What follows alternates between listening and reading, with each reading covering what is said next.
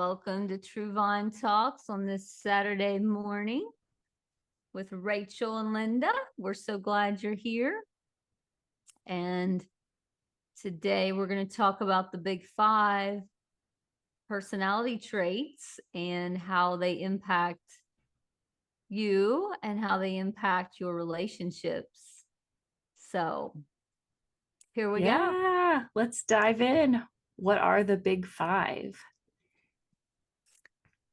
Well, the first one is openness, and openness for new experiences, openness to new culture and ideas, and it just makes you experience the world a little different than someone who's more closed off. Yeah. Nice. And then Do we want to just kind of like list all 5 and then go through each? I like it. Do you think that would be helpful? Cool. So we got openness, conscientiousness, extraversion, agreeableness, and neuroticism. Yeah. Can we start with neuroticism? Because I feel like people hear that and go, ooh, I don't want any of that. Sure. Do you feel like that word itself has like a negative context when people hear that? Yes. Yes. And that might be from, just back in the 1930s and 40s when someone would say they're neurotic, they associate it with a nervous breakdown or, just things that are what society views as negative. Yeah. I think people used to use that as a criticism. Don't be so neurotic. Like, yeah. But it's really not. When we use it today in the big 5, it's not necessarily a bad thing. It more or less refers to mental health and how you manage stress. Is that right? Yes. I mean, that's a vague explanation of it. We'll go ahead and dive in. How would you define neuroticism in terms of the big 5? So in my personality class at Marshall, wonderful, bright students they are, we're talking about the big 5. It's a big part of our classroom setting. And, we're talking about neuroticism as, how much you experience anxiety, how you experience, anger, depression, self-consciousness, just you experience it a little more than the average person. Yeah. Yeah. How difficult or easy it is for you to be vulnerable. Exactly. Yeah. When you hear someone say, well, they wear their heart on their sleeve, well, they're being open and vulnerable. Right. And is that necessarily negative? No. I don't think so. Mm-mm. Right. We talk about how good that is for safe, secure attachment. Oh, yeah. I pulled it up now that I can see it. So, yeah, it's how good you can feel about expressing that to someone. And if you can't be vulnerable, then you're not going to have any type of growth in your bond. I don't know where it went. I'm using my cheat sheet. Yeah, that's all right. I got mine up too. I actually took this test. There's like a free big 5 test you can take on the internet. And when it came to neuroticism, I was really high in self-consciousness and low in all the others. So Self-conscious. Yeah. How did that make you feel that you're self-conscious? Honestly, I think it was validating because it's something that I'm aware of and have, been working on. Aw. Right. Yeah. I'm that type of person that gets social anxiety when I'm out. I'm like, Am I walking weird? Is there something on my face? Is there something in my teeth? Like, so yes, I am very highly self-conscious. That is an accurate result. This is Yeah. very much aware of myself, especially in social settings. Yeah. Mm-hmm. Yeah. And does it impact or affect your going and doing though? I don't think so. Just like my, I would say, comfort level or stress level. I'm kind of on the fence when it comes to like, am I more of an extrovert or am I more of an introvert because of the self-conscious factor?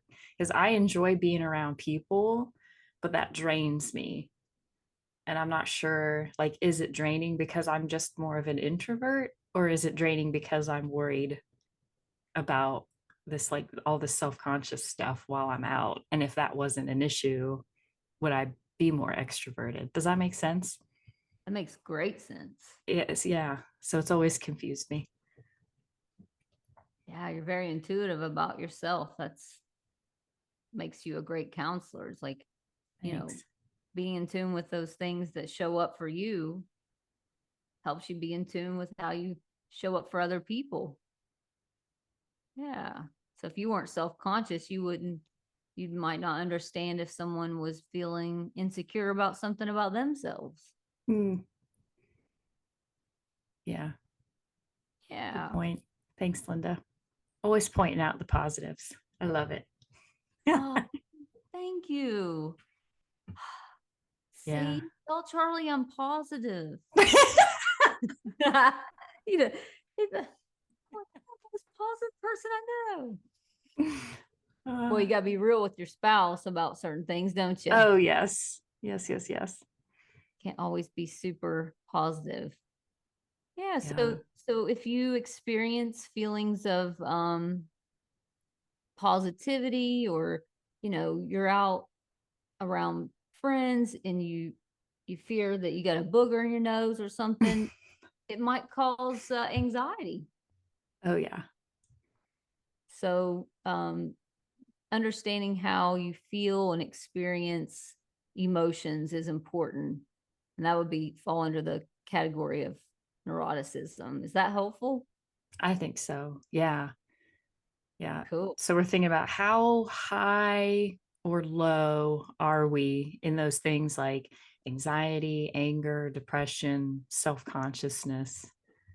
Yeah. Yeah. So that's neuroticism. Some of Cool. the Yeah. other ones, you said openness Yeah. Start out with first. openness. Yeah. And then I jumped around on us.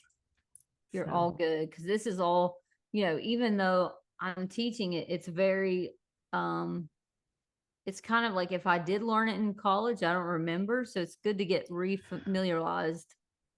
Did I say that correctly? Refamiliar with the theories. yes, and I'm so glad you said that because I don't remember learning this in undergrad or master's. I don't know if I just never took a personality class, but we talked about Myers-Briggs and those sorts of things. The Big Five is so new to me. So I'm glad we're talking about it because I'm gonna guess a lot of other people haven't heard about it either.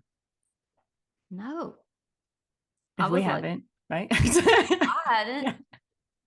I hadn't heard about it. So it's helpful to know what these things mean. So openness,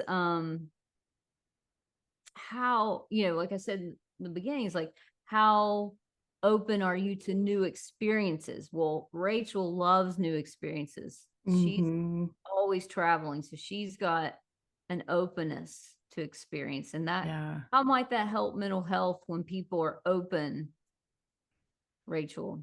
I think if you're, you know, when we're working on our mental health, we're trying to change, Mm, some aspect of our life, right? And so if you're open to experience, you're going to be more willing to adapt and be flexible and try to change different aspects of your life, right? You're not going to just stay confined to your comfort zone. You're mm-hmm. going to be more willing to step out onto that edge of your comfort zone. What is it we call that in EFT? That window of tolerance. Is that Yes. right? Yeah. And like kind of like, not so afraid to just stand on the border, maybe take a step out. I think Doc Hawkins says the fray. Does he call it the Oh, fray? I have never heard that, but I love it. In his Yeah. Leading Edge podcast, I think they call it the fray. I love that. Let's live life on the Leading fray. Edge. Mm. Function in the fray. Yeah, And that, function in the like you fray. said, that building that window of tolerance, like, you know, for Charlie, concerts are very stressful and socially anxious evoking. And I have Me a too. level, concerts for you too. There's Mm-hmm. a level of anxiety, but the excitement and the Mm. music and the people watching brings me so much joy that it overrides any social anxiety in the moment. Oh, nice. I wish that was the case for me. I'm like, Oh it's yeah, loud. Where's the nearest exit? true, true. Yeah. So I'm thinking if I could get on an airplane with some soulful music, like a band, Oh, I think I would be fine. So I've got to find an airplane that offers entertainment to yeah. fly, You're gonna because I would have be to totally fly entertained. like first class Dubai Air or something like that. Um, there's a band. I'm like grooving. I'm not even knowing I'm in the air. Yeah. Private. Private plane with some DJ on it. I don't know. Net When jet with a band on there. Yeah. I'm a That's what you millionaire, have to do. I ain't got Oh, that kind of money, but I'm thinking that's, and for Charlie, it was just very socially anxious for him. So his neuroticism overrode his openness. openness to experience. Wow, makes sense. Yeah. But what did we do? We built some tolerance for the fray, the experience of anxiousness. Yeah. Like not letting that, like from our previous podcast, right? Not letting that Right. anxiety prevent you from expanding that window of tolerance, right? Stepping out of your comfort zone. And then you have that experience and it's an Oh, overall positive one. And you kind of store that away in your memory. Your body will remember, I've done this before and it's safe. It's okay. oh yeah. And and then when you experience the emote of joy, your body keeps that, like you said, keeps the score of what joy feels like, even with the anxiety. Yeah. So openness is vital for your mental health. Yeah. And don't you think it's important for us to be able to hold those contradicting emotions at the same time? Very well stated. Like I'm both anxious and joyful in this experience right now, and I don't have to choose one over the other. I can be both. Life is so contradictory. Ain't that the truth? Yeah. Because Yeah. COVID was contradictory. Most things I feel are. Yeah. It's that gray area, you know. Right. So Yeah. part of me was so joyful that everything was closed. Right. Time joyful for the time to slow down, Mm-hmm. to, have more time in nature, more Yes. time with our loved ones. Sitting at the table and eating together. Yeah. I'm hearing that a lot from folks right now. It's like, I ask because I'm doing my own social project. I'm like, Nice. so how'd you feel during COVID? Less stress, more rest, weight loss, more active. Oh, how do you feel now? Stressed, exhausted. Mm-hmm. And what's different? Yeah. Yeah. We're on. Our internal manager is overworking again. We're overfunctioning. Everyone's overfunctioning again, Mm, which leads to parts of ourselves that's closed to openness. yeah, you're so right. Because openness to experience, like okay, how high or low would you rate yourself when it comes to imagination, being creative and artistic, Mm, expressing emotion, being adventurous, learning something new, challenging your worldview? yeah, and I think the studies show the more open you are, the I think it's either you have a better mental health or you live longer. Wait, I know agreeableness is on Mm, that. Yeah. okay. Yeah. Shall we go to agreeableness next? That one's a tongue twister for me. Agreeableness. There we go. Agreeableness. I'll tell you guys what the PowerPoint says. And if you want it, we can link the PowerPoint, of course, Okay. in our I'll comments. figure out how to do that. Trust, morality, altruism, cooperation, modesty, and sympathy. So if we say someone's agreeable, we're essentially saying they care a lot about how others experience them. Yeah. That makes sense because I just, acknowledged that I'm very self-conscious and I scored the highest in this one. This Oh, was my highest one. yeah. So if someone says, "Hey Rachel, let's go to blah blah blah," and it's not something you really feel your inner person cares to do, what do you say? As long as I'm not going to hate the experience, if it's something I know I'm absolutely going to be miserable doing, I have Yeah. no problem saying, nah, not for me. Thanks for the invite. But most of the time, I'm kind of that like up for anything kind of person. You know, everyone's listening. Yeah. They're gonna be hey, If you Rachel. are my client, I cannot be up for anything outside of That's correct. your therapy appointment. Yeah. Exactly. Boundaries. Right. Yeah. Um, so being agreeable, um, that also helps openness and fun experience because when you say yes all the time, you're going to have a lot more variety of experiences. Yeah, I think it makes sense too, but my high like openness to experience. So I was high in that one as well. Yeah.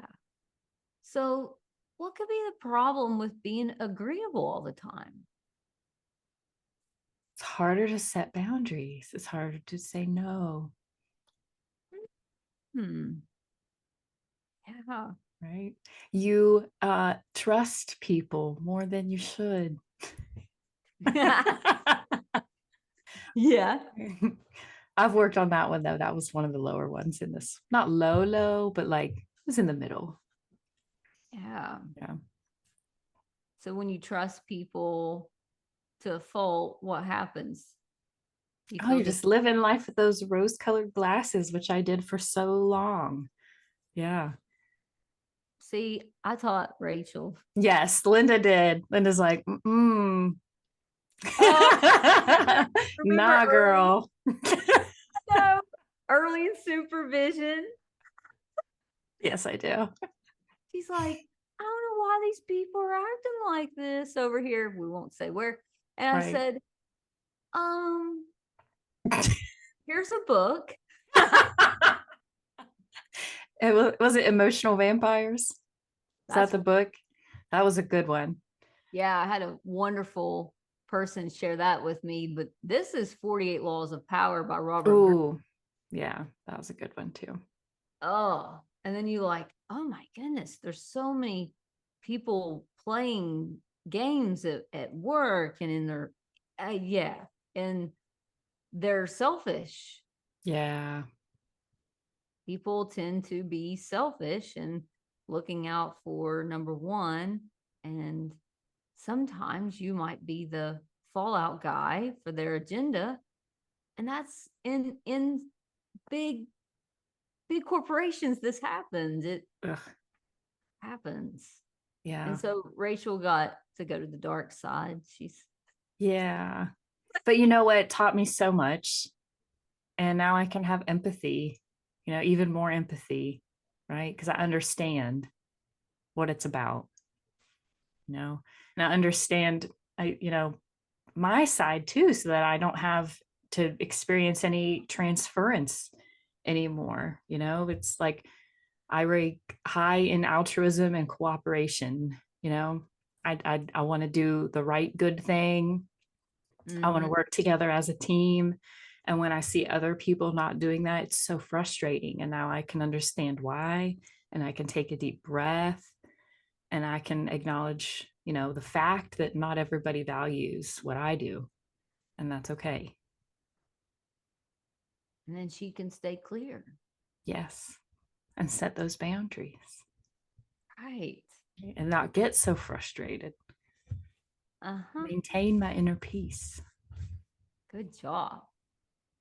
Yeah, people show you who they are, treat them accordingly. I think DMX said that. Nice. I love rappers. Yeah. So so knowledgeable.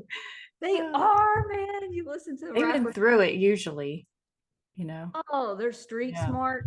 On point. Yeah. So agreeableness, how high or low would you rate yourself when it comes to trust, morality, altruism, cooperation, sympathy for others? Yeah. And so to be disagreeable, to just be contrary and disagreeable, well, the studies show your life is going to be shorter. So you're not going to live as long as the agreeable person. However, being disagreeable may get you more of what you want.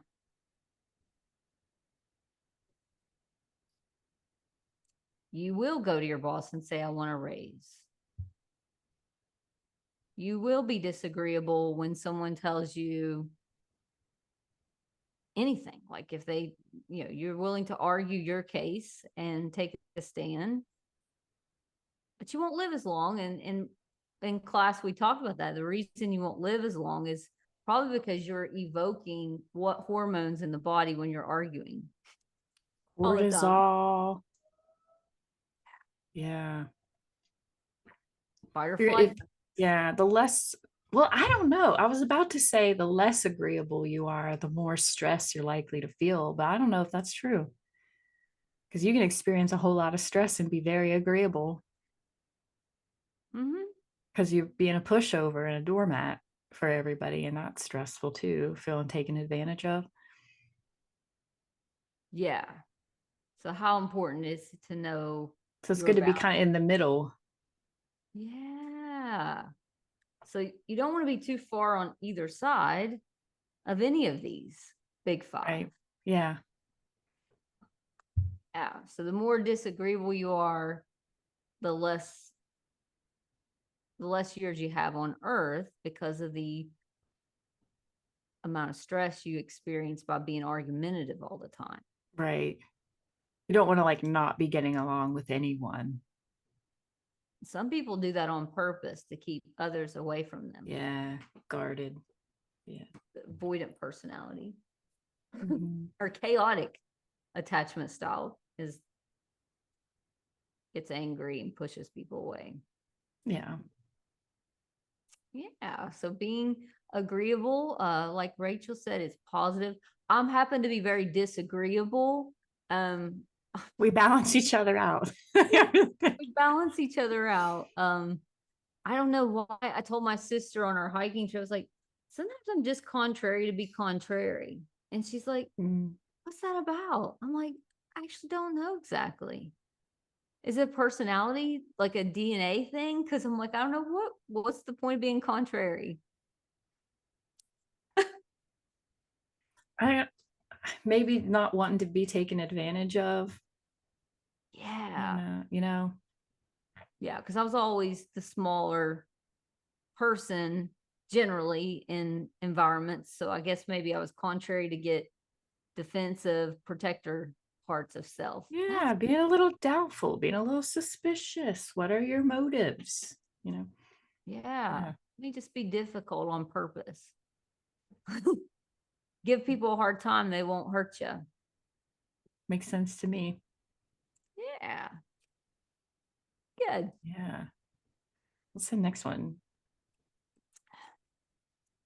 This is not beer, people. This is echinacea. Echinacea golden from Gaia for, I'm advertising now. Oh, nice. It's for the Tell us what it's good for. Sinuses?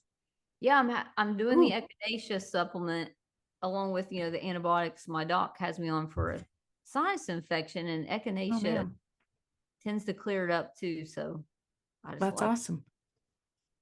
Side note. Awesome. So we've done neuroticism, openness to experience, agreeableness. How about extraversion? Oh, yes. You want to talk about extraversion? Sure. This is kind of like your engagement with the world, right? Like whether you like to be social or whether you're more of a homebody. Mm-hmm. Is that right? Yeah. That's right. Kind of like your social activity level, so to speak. Yeah. You thrive off people, being around groups of people. You like the attention. You get a lot of oxytocin in the brain when you're around lots of people. It's just very good for your mental health to be with people all the time. Extroverts love and thrive. Yeah. I like to think of it as like, okay, your social battery, right? We've all got a social battery. When you're around other people, does that charge your social battery or does it drain your social battery? If it charges you up, you're more extroverted. If it drains it, you're probably more introverted. Extroverts live longer too. Unless the studies have changed, because what I have found is in class, we'll look something up on AI and AI will have the most latest updated statistics, whereas the book will that's neat. Well, I know, think but then about the using book, AI for that. well, like Google and artificial intelligence, chat, GT, those things. It's like, is this study still true? I don't know. There's always new experiments. So you have to keep up with all of it. I don't know how you do that, but so the introvert, they thrive off what Rachel was saying, that being alone, recharging, reading a book, being alone, reading a book. I'm an introvert. Yeah. But I like people. I don't know. Yeah, but that's awesome. Yeah. I'm kind of middle range here. I ranked really high in like cheerfulness and friendliness. My lowest was a big word I've never even heard of, gregariousness, which means you enjoy the excitement of crowds. And we've already established I do not. So that's why it's low. Yeah. I don't know. Yeah. You feel more safe when it's less people. Yeah, like smaller, intimate settings, friends and family. We get strangers involved. I'm like, I don't know. Feeling less comfortable here. I don't know you. Are you safe? That's true. That's true. Yeah, I ask those questions. Yeah. So extroversion, introversion. Neither is, I don't think, better than the other. The extroverts tend to be more selfish. They're not as empathic towards people's needs. Really, extroversion tends to be correlated with less empathy. That's interesting. Let me make sure, because now that you say it in that way, I'm like, well, that's the way I read it. But let me make sure. I'm gonna use our nifty chat guy, Chat GT or Google. I'm pretty sure that's accurate. And as I'm looking that up, you're going to talk about. Okay, sure. Yeah, thanks. Teamwork. Yeah. Teamwork. So extroversion. This is, how high or low would you rank yourself on friendliness, your, how much you like to be in crowds, around big groups of people. How assertive are you? If you're more assertive, you're more extroverted. Less assertive, you're more introverted. What's your activity level as far as social? Like, do you like to hang out with people every night? Do you like to do social things every weekend? Or would you rather be home, reading a book, watching a little Netflix? Mm-hmm. How excitement seeking are you? Do you like to do things that are exciting, like going to a concert? And how cheerful are you? So the higher you would rate yourself on all of those, the more extroverted you are. Yeah, I did Google it and it appears, you guys can fact check me. Feel free to do so. Yes, extroverts are less empathic to other people's needs. That is so interesting. I believe you. I would not have come to that. Like, I wouldn't have made that assumption. So it's always good to look at the data, huh? Yeah, because they're very much about being gregarious and socially interacting, whereas the introverts, the wallflower, kind of observing and wondering how people are doing. Hypersensitive types. True. And that's another reason why I don't like big crowds. I'm like, is everyone having a good time? What do they need? Yeah. They're sad. What can I do? It's just like, right. Or if I'm around other people that are like anxious, I'm just like absorb, like as a highly sensitive person, just absorbing it all. Taking it in. Yeah. Yeah. And you can't not notice. That's what people don't understand about introverts. You can't not notice. Yeah. Or hypersensitive types. Right. I'm like, this couple over here, they're trying to have a good time. I can tell they just had a fight on the way here. Right. They didn't tell anybody, but I just know there's Just some know it. awkward tension over there. Right. Yeah. That's what makes you a good counselor. Thanks. The best. Yeah. So that's Okay. extraversion. Yeah, we did extroversion. What's our next one? Let me pull it up. Conscientiousness. I think that's the fifth, last one. Conscientiousness.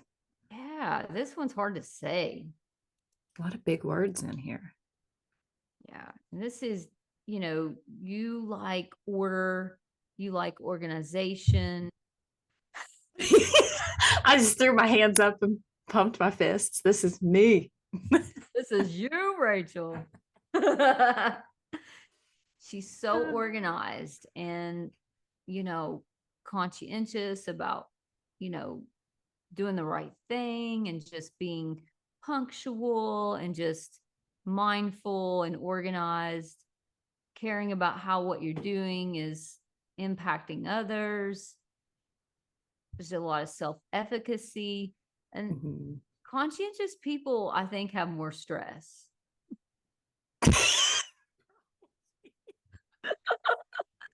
Right? I think highly conscientious people are highly conscientious. This is just me. It's a way to control and regulate and Yes. redirect through organizing. Does that Well make stated. sense? Yeah, because if you can control the environment, it helps ease and soothe the need for less chaos and more Mhm. social and mental organization Yeah. inside. Yeah. Because I would say me, this was just as high as agreeableness. These were like equal on my test. And I would say, reading the results right now, like this is how I regulate. Yeah. Yeah. It's very good in your professional life to be conscientious. Yeah. Well, it's like self-discipline and orderliness. Like Yeah. that's yeah. You're self-motivated and self-driven, and that makes you dependable and reliable. Mm. And that's a great quality to have. And if Yeah. you are conscientiousness is high, It's a tough one to say. go play. Like Yes, that's why I gotta have a lot of adventure in my life. Because if I didn't, then I would have a high neuroticism score, I think, if I didn't have the balance of conscientiousness with that openness. boom. Look at Well, us figuring this out. I'm so glad I took this test. Would have never known. yeah, I took the personality test. I'm an advocate. Most counselors are advocates, and I know where I'm at on the 5-factor, but I'm gonna take the test too. I didn't Yeah. see any that were free. She found one that was free. This is free. It's a legit site. You can print off your results if you want. I'll link it with our podcast. Nice. So our last few minutes, we just want to talk about how do these factors impact your core bond or your relationship? Yes. Well, How if do you're they? both disagreeable, Oh, you can have a lot of conflict. yes. Yes. Yeah. If one person's very disagreeable and the other person's very agreeable, that agreeable person probably not going to get their needs met because they're not going to be communicating them. They're just going to be putting them aside to make sure they don't upset the other person. And that builds resentment. Mm-hmm. And resentment is one of the causes of divorce. Yeah. Is that one of the four horsemen? I think so. We Gottman. should do that one. We Oh, should do yeah. a podcast on Gottman stuff. Yeah. It's good too. So if you're conscientious though, and your partner's sort of less conscientious, that might, create Mm-hmm. some conflict as well. Yeah. Yeah. Because I'm thinking of values as well. Because I'm seeing a correlation between what I'm high in and what I personally value. Mm. If I value conscientiousness and my partner doesn't, I'm gonna probably constantly feel like they don't care. So these 5 factors can impact you personally and in your mental health, and they can impact your relationships. And it'd probably be helpful if you're listening to go take the test. Yeah. Yeah. See what you are. It's a Mm. good way too of like self-reflection, right? So for me, I'm like, maybe I need to keep working on my agreeableness, maybe I need to check in and see if that's getting in my own way in some area of my life. Good point. And I need to figure out how come I'm so contrary and disagree. What is that about? Yeah, that's getting in the way of me being more extroverted. uh, And extroverts live longer, and I'd like to live to 85. oh yeah, or longer. That'd be even cooler. Yeah. So this was just a fun podcast for Rachel and I to kind of, reflect and share on the big 5 factors in your personality. And we hope you enjoyed it. And we look forward to doing a podcast again in 2 weeks or so. How's that sound? I love it. Let's do it. Yeah. Hope everyone enjoyed the topic of Big Five. I know I did. Me too. Yeah. Well, till next time. Bye.